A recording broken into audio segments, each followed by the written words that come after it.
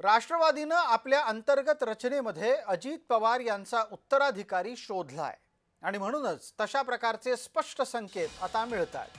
अजित पवारांचा उत्तराधिकारी ठरला असून तो दुसरा तिसरा कोणीही नाही तर सुनेत्रा अजित पवार याच आहे। सुनेत्रा अजित पवार राज्यामध्ये राष्ट्रवादीचं नेतृत्व करतील आणि त्याच अनुषंगाने भविष्यात योग्य ते निर्णय होतील असं जवळपास नक्की झालेलं आहे।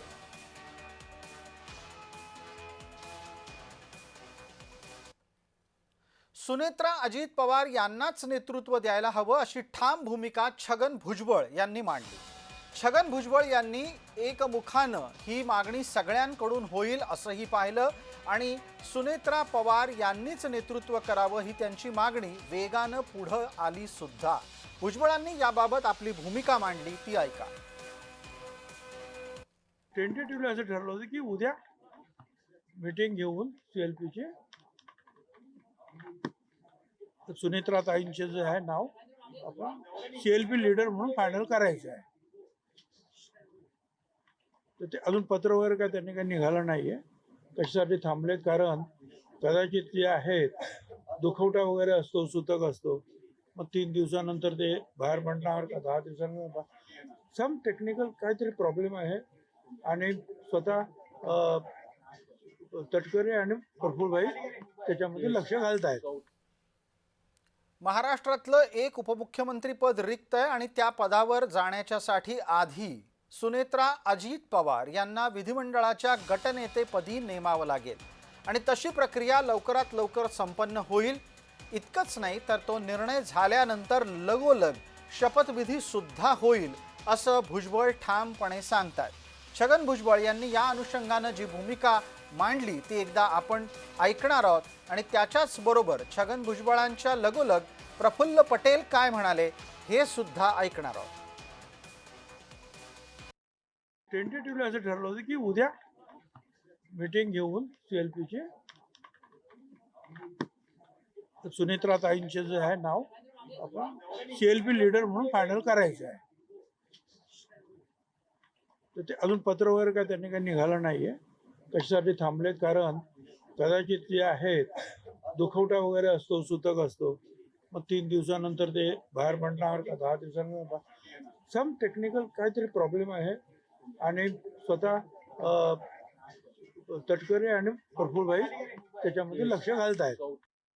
आज अजूनही राजकीय शोक आहे। आज तिसरा दिवस आहे। तिथे त्यांच्या काही घरचाही कार्यक्रम चालू आहे। तेव्हा आम्ही आता सुनेत्रा वहिनीशी पण बोलावं लागेल की नाही? आम्हाला त्यांच्या परिवारची पार्थ पवार आहे, जय पवार आहे, सुनेत्रा वहिनी आहे, त्यांच्याशी पण बोलावं लागेल। आम्ही त्यांच्याशी बोलणार आहोत, पण आजच्या दिवस किमान त्यांचा घरचे जे कार्यक्रम आहे ते आटोपून मग आम्ही त्यांच्याशी शक्य असेल तर रात्री किंवा उद्या बोलायचा प्रयत्न करू। राजकारण कुणाला चुकत नाही आणि कर्तव्य तर अजिबातच चुकत नाही। या निमित्तानं ज्या वेळेला अजित पवार यांच्यावर अंत्यसंस्कार आटपले त्यानंतर लगोलग मागणी उठली की सुनेत्रा पवार यांच्याकडे नेतृत्व द्यायला हवं आणि पर्यायाने त्यांना उपमुख्यमंत्री पण करायला हवं। राष्ट्रवादीच्या ज्येष्ठ नेत्यांनी ही मागणी एका पाठोपाठ एक सुरू केली।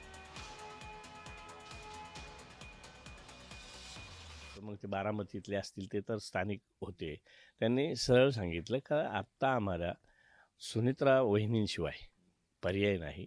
पक्ष उभा राहण्यासाठी दादाचा चेहऱ्याबरोबर वहिनींचा चेहरा जोडून त्या ठिकाणी दादा आहेत अशाच पद्धतीनं दादांची सर येईल नाही येणार हा भाग नंतरचा आहे, पण वहिनींच्या रूपानं कुठंतरी ते एक सांत्वन होईल किंवा त्याला उभारी मिळेल अशा पद्धतीची एक भावना प्रकट केली जात होती। जेव्हा केव्हा बैठक होईल तेव्हा बैठकीमध्ये एकमुखाने एकच मागणी होणार आहे, ते म्हणजे अजितदादा पवारांच्या कुटुंबातली व्यक्ती म्हणजे सुनेत्रा वहिनी यांनीच आमचं नेतृत्व करावं, यांनी गटनेत्यापदाची जबाबदारी सांभाळावी, यांनी राष्ट्रीय अध्यक्षपद सांभाळावं आणि अजितदादाच्या हातामध्ये ज्या सत्ता होत्या त्या सर्व सत्ता सुनेत्रा वहिनीकडे सुपूर्द कराव्या अशा प्रकारची विनंती आम्ही माननीय मुख्यमंत्री महोदयाला करणार आहोत।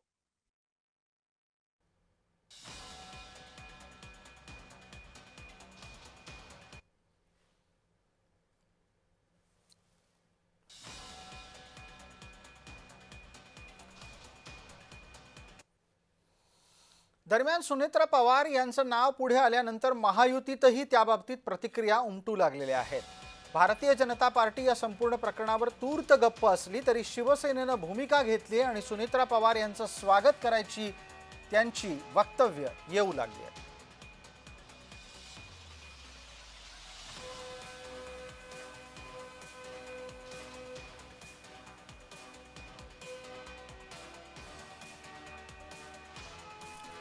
अजितदादांच्या निधनानंतर राष्ट्रवादी काँग्रेस पक्षाचा हा खरं तर प्रश्न आहे की कोणाला उपमुख्यमंत्री करायचं आणि त्याच्या पार्श्वभूमीवर जर उद्या आमदारांची बैठक होऊन एकमुखानं सुनेत्रा वहिनींचं नाव जर येणार असेल तर हा राष्ट्रवादीचा वैयक्तिक बाब आहे, परंतु आम्ही सगळे त्याचं स्वागत करू आणि त्या संदर्भामध्ये मुख्यमंत्री महोदयांना माझ्या माहितीप्रमाणे सगळे राष्ट्रवादी काँग्रेस पार्टीचे पदाधिकारी भेटलेले आहेत आणि या दुर्दैवी घटनेनंतर जो काही निर्णय घ्यायचा आहे तो राष्ट्रवादी काँग्रेस पक्षानं आणि पवार कुटुंबियांनी घ्यायचा आहे असं माझं वैयक्तिक मत आहे. दादांच्या जाण्यामुळे जी काही पोकळी दादांच्या जाण्यामुळे जी काही पोकळी झालेली आहे ती जर भरून काढायची असेल तर आदरणीय सुनेत्रा वहिनी पवार यांनीच नेतृत्व केलं पाहिजे अशी माझी देखील स्वतःची भूमिका आहे. आणि शेवटी पक्ष एकसंघ चालवायचा. शेवटी महाराष्ट्रामध्ये दादांनी जे कार्यकर्ते जपले त्यांना सगळ्यांना सांभाळून घ्यायचं. वहिनीवर दुःख जरी असेल, दुःखाचा डोंगर जरी असेल तर त्यांनी स्वतः या महाराष्ट्राचं नेतृत्व करावं. दरम्यान या संपूर्ण प्रकरणामध्ये एक अत्यंत सावध भूमिका घेतली जाते ती सुनील तटकरे यांच्याकडून.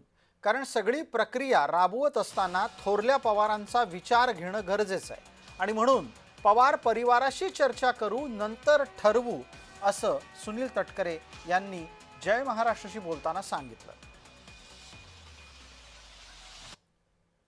भेट जरूर झाली. सुनेत्रा वहिनी आणि परिवार धार्मिक विधीमध्ये आहे. धार्मिक विधी झाल्यानंतर सर्व परिवाराशी सुद्धा चर्चा करू आणि मग त्या संदर्भातलं जे काही चर्चा आहे ते आम्ही ठरवू. जनतेच्या मनातलं, आमच्या आमदारांच्या मनातलं, वहिनीच्या सोबत बोलणं, परिवाराशी बोलणं हे आमच्या सर्वांच्या दृष्टीकोनातून अत्यंत महत्वाचं आहे, संवेदनशील आहे. पदाला किती महत्व आहे माणसाच्या आयुष्यापेक्षा हे आता सिद्ध व्हायला लागलंय. दुर्दैव आहे ज्यांच्यासाठी लाखो लोक काल हंबरडा फोडत होते, रडत होते, त्या वेदना राजकीय नेत्यांकडे राहिल्या नाहीत का असाही प्रश्न या माध्यमातून उपस्थित होतोय. म्हणून मी तरी सांगेन त्यांचं काय मनोबलन व्हायचं ते होईल ना होईल, परंतु सध्याला तरी या चर्चेला जे उदाहरण आलेलं आहे या काही दिवसामध्ये याच्या प्रश्नाचं उत्तरही मिळेल.